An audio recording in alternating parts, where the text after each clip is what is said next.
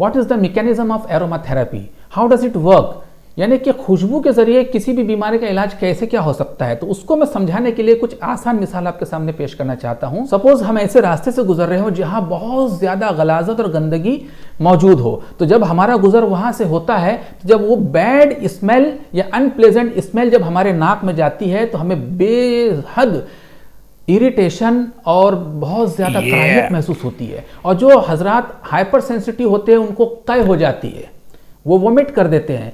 तो जब एक नेगेटिव यानी बदबू का हमारे जिस्म पर नेगेटिव इफेक्ट पड़ सकता है, एक महक जो हमारी गंदी महक बदबू हमारे नाक में गई, दिमाग में पहुंची और दिमाग में इस तरह प्रोसेस करी कि दिमाग से क्या हुआ, दिमाग ने हमारे स्टमक को, हमारे मैदे को ऑर्डर दिया और स्टमक के जितने भी कंटेंट थे, जो भी खाया हुआ चीजें थी मैदे के अंदर, वो सब बाहर आ जाती है। पता ये चला कि किसी भी किस्म के स्मेल का हमारे सिस्टम पर इफेक्ट है। अब वो अगर गलत महक है यानी बदबू है तो उसके बुरे असरात होंगे।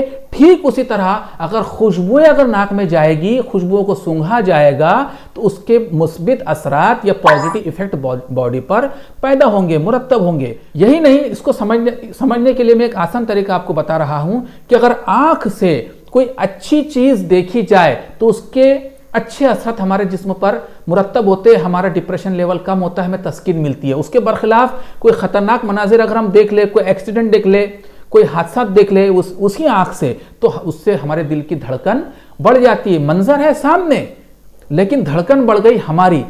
इसी तरह अगर कुछ खबरें अच्छी हमें सुनाई जाए तो जिससे हमें सुकून हमें महसूस होता है, हमें शांति का एहसास होता है। लेकिन अगर कोई खतरनाक चीजों की खबर हमारे अगर कान में सुना दी जाए तो सुनने पर ही हमारे दिल की धड़कन बढ़ जाएगी, हमारा ब्लड प्रेशर बढ़ जाएगा। अगर कोई ऐसी चीज को हम छुए जिसे हम पसंद नहीं करते तो छूते ही हमारे दिल की धड़कन बढ़ जाएगी, हमको खौफतारी हो जाएगा।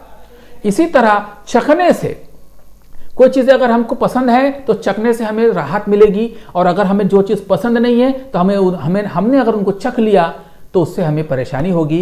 तो देखने, सुनने, छूने और चखने से भी हमारे जिस्म पर अच्छे और बुरे असरात जिस तरह मुरत्तब होते हैं, जिस तरह बुरी चीज़ों के सूंघने से हमारे जिस्म में बुरे असरात मुरत्तब होते हैं, तो खुशबुओं के और अच्छी महक के सूंघने से हमारे जिस्म पर अच्छे असरात मुरत्तब होते हैं। तो होता क्या है, जब एक अच्छी खुशबू हमारे नाक में दाखिल होती है तो हमारे नाक में कुछ आसाब का जाल होता है, नर्व्स का जाल होता है। नसों को, उन आसाब को, उन नर्व को कहा जाता है ऑल्फैक्टरी नर्व।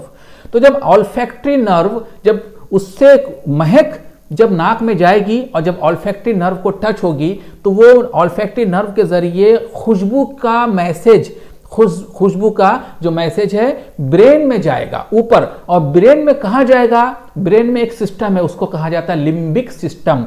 तो एक सिंगल स्ट्रक्चर नहीं है बल्कि मुख्तलिफ किस्म के स्ट्रक्चर का एक कॉम्पोजिशन है, एक कॉम्पोजिट है।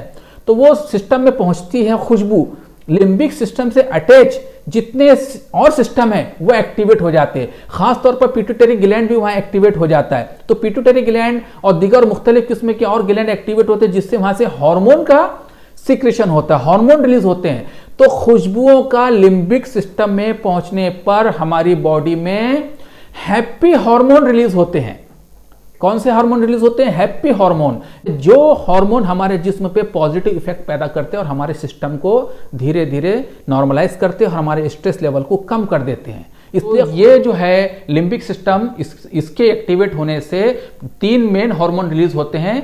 एक मैंने कहा एंडोर्फिन, और जो एंडोर्फिन है इसका मतलब होता है एंडोजीनस मॉर्फिन, यानी मॉर्फिन हमारे बॉडी के अंदर खुद तैयार होता है जो फरहत और राहत के लिए बहुत जिम्मेदार होता है। दूसरा सेरोटोनिन और तीसरा है डोपामिन, जिसकी वजह से एक रिलैक्सिंग इफेक्ट और फीलिंग ऑफ वेल बीइंग और हैप्पीनेस और रिलैक्सेशन का एक एहसास होता है। जो हार्मोन हमारे जिस्म पे पॉजिटिव इफेक्ट पैदा करते हैं और हमारे सिस्टम को धीरे धीरे नॉर्मलाइज करते हैं और हमारे स्ट्रेस लेवल को कम कर देते हैं। इसलिए खुशबू के जाते से ही हमारा जो टेंशन है, हमारा डिप्रेशन है, हमारी घबराहट कम हो जाती है। इस तरह से खुशबुओं का ज्यादा से ज्यादा इस्तेमाल करें, चाहे वो अगरबत्ती की शक्ल में क्यों ना हो, लोबान, ऊद, इसके अलावा बॉडी स्प्रे का इस्तेमाल करें। इसके बाद मुख्तलिफ किस्म के बेहतर से बेहतर इत्र का इस्तेमाल करें। अपने घर में जो फिनाइल होता है जिससे फर्श साफ करते हैं वो खुशबूदार फिनाइल का इस्तेमाल करें।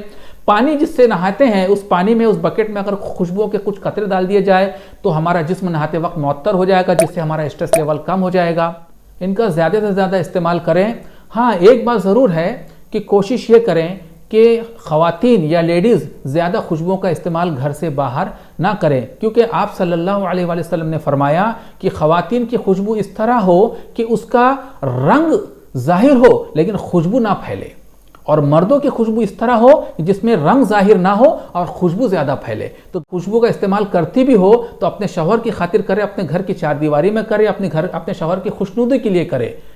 बाहर ये तरह की जो है खुशबू का इस्तेमाल ख़वातीन ना करे, उन्हें जानिया कहा जाता है, इन्हें जिना करने वाली ख़वातीन औरतें कहा जाता है। इस खुशबू को के ज़रिए हम बेशुमार बीमारियों का इलाज कर सकते हैं, जैसे ये डिप्रेशन, एंजाइटी तो है ही, साथ में इंसोम्निया, नींद नहीं आना, डिमेंशिया यानी याददाश्त की कमी, इसके अलावा हेडेक, सर दर्द हो, बिलखुसूस अगर माइग्रेन वगैरह है, उसमें भी एरोमा थेरेपी का इस्तेमाल बहुत फ़ायदेमंद होता है। यहाँ तक कि एरोमा खुशबूदार चीज़ों का अगर दाखिलन इस्तेमाल भी किया जाए या अगर खुशबू अगर सूंघी भी जाए, जिससे मेमोरी हमारी स्ट्रांग होती है, मेमोरी को स्ट्रांग करने के लिए भी एरोमा थेरेपी का इस्तेमाल किया जाता है। ये एरोमा थेरेपी का जो इस्तेमाल होता है बैरूनी तौर पर सूंघने के लिए भी इस्तेमाल होता है, और कुछ जो यूनानी पॉइंट ऑफ व्यू से अगर हम देखेंगे तो दाखिली तौर पर भी उसका इस्तेमाल किया जा सकता है। जैसे अर्क के गुलाब पानी में डाल के पिया जा सकता है, अर्क के केवड़ा पानी में डाल के पिया जा सकता है, ज़ाफ़रान खाया जा सकता है, मुश्क जो है वो भी इस्तेमाल किया जा सकता है। इसी तरह आजकल एक स्पेशल टेक्निक के जरिए इन खुशबूदार पौधों से कुछ तेल निकाले जाते हैं, उन तेलों को एसेंशियल ऑयल या वोलाटाइल ऑयल कहा जाता है। मुख्तलिफ किस्म की टेक्निक से जो ऑयल निकाले जाते हैं उनका इस्तेमाल ज़्यादातर मोस्टली बैरूनी तौर पर ही होता है।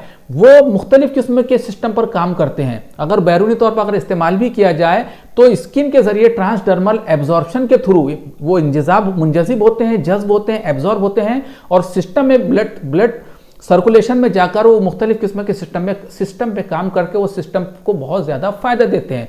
एसेंशियल ऑयल को अलग अलग बीमारियों में किस तरह इस्तेमाल किया जाता है, इस पर मैं बहुत तफसीली आपको इंशाल्लाह इन्फॉर्मेशन देने की कोशिश करूँगा। तो आज के लिए इतना ही काफ़ी है। अल्लाह हाफिज़।